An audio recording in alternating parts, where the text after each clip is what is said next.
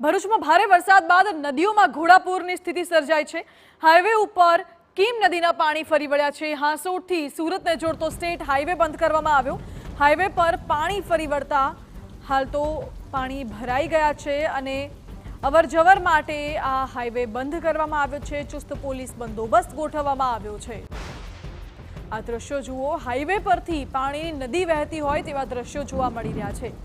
हाल तो हाईवे पर पानी वहता थया छे, जेना कारणे अवरजवर बंद करवामां आवी छे अने पोलीस बंदोबस्त पण गोठववामां आव्यो छे। सावचेतीना भागरूपे कोई पण व्यक्ति અહીંથી પસાર ન થાય તે માટેની સૂચનાઓ આપવામાં આવી છે।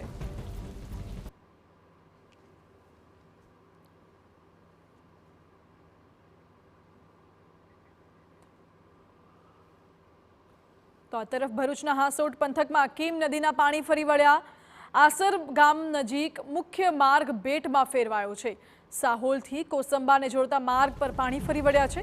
હાલ તો પાણી ફરી વળતા વાહન વ્યવહાર બંધ કરવામાં આવ્યો છે। જાણકારી આપી રહ્યા છે અંકિત મોદી। અંકિત, પાણી ફરી વળતા વાહન વ્યવહાર બંધ કરવામાં આવ્યો, કેટલા ગામોને અસર થઈ?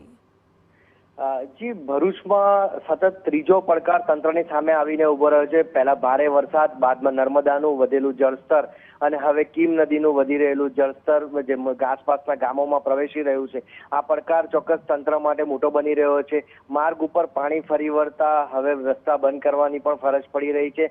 સાથે સાથે સુરતને જોડતો આ એક વૈકલ્પિક માર્ગ છે, જેના કારણે તેની પર વાહન વ્યવહાર પણ વધારે રહે છે। સાથે સાથે જે જળસ્તર સતત વધી રહ્યું છે, જે આસપાસના ગામડાઓ છે, લગભગ 3 થી 4 ગામોને અસર પણ કરી રહ્યું છે અને જેમ જળસ્તર વધતું જાય છે તેમ તેમ હવે તંત્ર દ્વારા અગાઉના એક્શન પ્લાન મુજબ લોકોને ખસેડવા સહિતની કામગીરી પણ કરવામાં આવી શકે છે।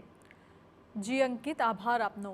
એટલે અત્યારે તો જળસ્તર વધી રહ્યું છે, મુખ્ય માર્ગ બેટમાં ફેરવાયો, જેના કારણે હાલ તો આ માર્ગ બંધ કરવામાં આવ્યો છે અને જો ગામમાં પાણી વધશે તો સ્થળાંતર કરવાની પણ ફરજ પડશે। આ દ્રશ્યો જુઓ, બે દ્રશ્યો દેખાડી રહ્યા છે। એક તો હાંસોટથી સુરતને જોડતો સ્ટેટ હાઈવે, જે સ્ટેટ હાઈવે આખો પાણીમાં ગરકાવ થયો છે અને બીજો રસ્તો છે સાહોલથી કોસંબાને જોડતો માર્ગ।